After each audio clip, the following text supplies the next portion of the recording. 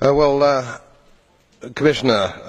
Mr. President, I rise again, I am afraid, to make the same old hoary speech that I have been making here for several years, and that is, it is my opinion that you do not really understand the concept of banking. All the banks are broke.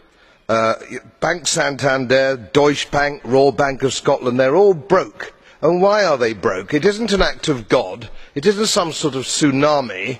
They are broke because we have a system called fractional reserve banking, which means that banks can lend money that they do not actually have. It is a criminal scandal, and it has been going on for too long.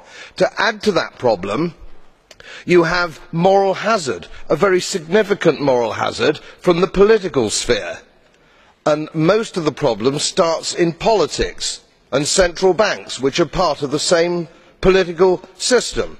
We have counterfeiting, sometimes called quantitative easing, but counterfeiting by any other name. The artificial printing of money, which if any ordinary person did, they would go to prison for a very long time. And yet governments and central banks do it all the time.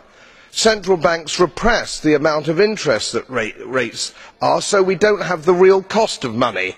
And yet we blame the real retail banks for manipulating LIBOR. The sheer effrontery of this is quite astonishing. It is central banks that manipulate interest rates, Commissioner.